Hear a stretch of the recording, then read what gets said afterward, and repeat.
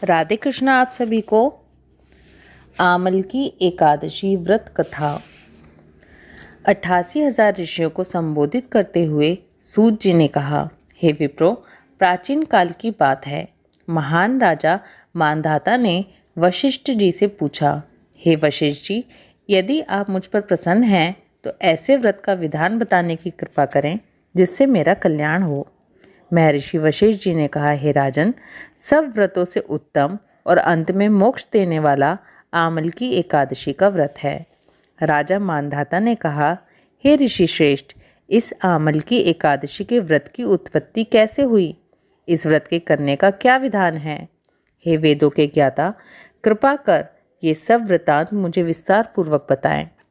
महर्षि वशिष्ठ ने कहा, हे राजन, मैं तुम्हारे समक्ष विस्तार से इस व्रत का वृत्तांत कहता हूँ।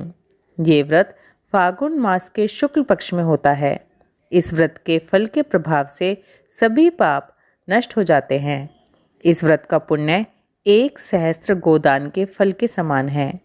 आंवले की महत्ता उसके गुणों के अतिरिक्त इस बात में भी है कि इसकी उत्पत्ति भगवान विष्णु के श्रीमुख से हुई है। अब मैं आपको एक पौराणिक कथा सुनाता हूँ। ध्यान पूर्वक श्रवण करो। प्राचीन समय में वैदिक नाम का एक नगर था।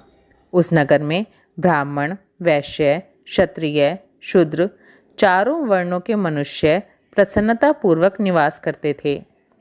नगर में सदैव वेद ध्वनि गूंजा करती थी। उस नगरी में कोई भी पापी, दुराचारी, नास्तिक आदि नहीं था। उस नगर में चैत्र रथ नामक चंद्रवंशी राजा राज्य करता था। वह उच्च कोटि का विद्वान तथा धार्मिक प्रवृत्ति का व्यक्ति था। उसके राज्य में कोई भी निर्धन और लोभी नहीं था। उस राज्य के सभी लोग भगवान विष्णु के अनन्य भक्त थे। वहाँ के छोटे बड़े सभी निवासी प्रत्येक एकादशी का उपवास करते थे। एक बार फागुन माह के शुक्ल पक्ष की आमल की नामक एकादशी आई। उस दिन राजा और प्रत्येक प्रजाजन, वृद्ध से बालक तक ने आनंद पूर्वक उस एकादशी को उपवास किया। राजा अपनी प्रजा के साथ मंदिर में आकर कलश स्थापित करके तथा धूप, दीप, नैवेद्य, पंचरत्न, छत्र आदि से धात्री का पूजन करने लगा। वे सभी धात्री की इस प्रकार स्तुति करने लगे, हे धात्री, आप ब्रह्म स्वरूपा हैं। आप ब्रह्मा जी द्वारा उत्पन्न हो तथा सभी पापों को नष्ट करने वाली हैं। आपको नमस्कार है। आप मेरा अर्घ्य स्वीकार करो। आप श्री रामचंद्र जी के द्वारा सम्मानित हैं। मैं आपसे प्रार्थना करता हूँ, मेरे सभी पापों का हरण करो। उस मंदिर में रात को सभी ने जागरण किया। रात के समय उस स्थान पर एक बहेलिया आया। वह महापापी तथा दुराचारी था। अपने कुटुंब का पालन वो जीव हिंसा करके करता था। वो भूख प्यास से अत्यंत व्याकुल था। कुछ भोजन पाने की इच्छा से वो मंदिर के एक कोने में बैठ गया। उस स्थान पर बैठकर वह भगवान विष्णु की कथा तथा एकादशी महात्म्य सुनने लगा। इस प्रकार उस बहेलिये ने संपूर्ण रात्रि अन्य लोगों के साथ जागरण करके बिता दी। प्रातःकाल सभी लोग अपने अपने निवास पर चले गए। इसी प्रकार वो बहेलिया भी अपने घर चला गया और वहां जाकर भोजन किया। कुछ समय व्यतीत होने के पश्चात उस बहेलिये की मृत्यु हो गई। हालांकि जीव हिंसा करने के कारण वो घोर नरक का भागी था, लेकिन उस दिन आमल की एकादशी व्रत और जागरण के प्रभाव से उसने राजा विदुरथ के यहाँ जन्म लिया। उसका नाम वसुरथ रखा गया। बड़ा होने पर वो चतुरंगिनी सेना सहित तथा धन धान्य से युक्त होकर 10,000 ग्रामों का संचालन करने लगा। वह तेज में सूर्य के समान, कांति में चंद्रमा के समान, वीरता में भगवान विष्णु के समान तथा क्षमा में पृथ्वी के समान था। वो अत्यंत धार्मिक, सत्यवादी, कर्मवीर और विष्णु भक्त था। वो प्रजा का समान भाव से पालन करता था। दान देना उसका नित्य का कर्म था। एक समय राजा वसुरथ शिकार खेलने के लिए गया।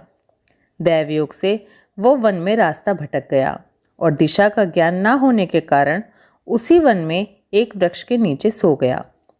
कुछ समय बाद पहाड़ी डाकू वहां आए और राजा को अकेला देखकर मारो मारो चिल्लाते हुए राजा वसुरथ की ओर दौड़े।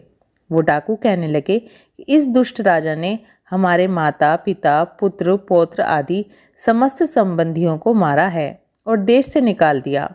अब हमें इसे मारकर अपने अपमान का बदला लेना चाहिए। इतना कहकर वो डाकू राजा को मारने लगे और उस पर अस्त्र शस्त्र का प्रहार करने लगे। डाकुओं के वो अस्त्र शस्त्र राजा के शरीर से स्पर्श होते ही नष्ट होने लगे तथा राजा को वो शस्त्र पुष्पों के समान प्रतीत होने लगे।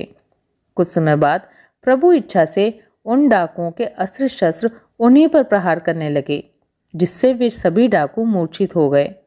उसी समय राजा के शरीर से एक दिव्य देवी प्रकट हुई। वह देवी अत्यंत सुंदर थी और सुंदर वस्त्रों तथा आभूषणों से अलंकृत थी। उनकी भ्रकटी टेढ़ी थी। उनके नेत्रों से क्रोध की भीषण लपटें निकल रही थीं।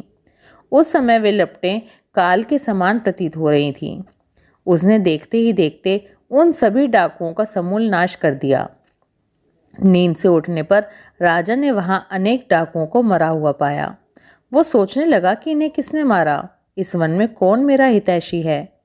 राजा वसुरथ ऐसा विचार कर ही रहा था कि उसी समय आकाशवाणी हुई, हे राजन, इस संसार में भगवान विष्णु के अतिरिक्त तेरी रक्षा कौन कर सकता है।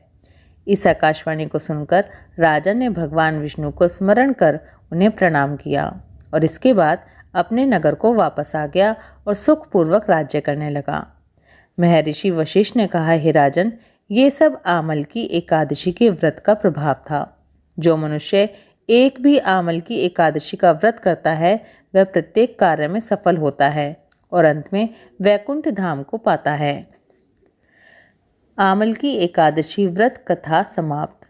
ओम नमो भगवते वासुदेवाय। राधे कृष्णा।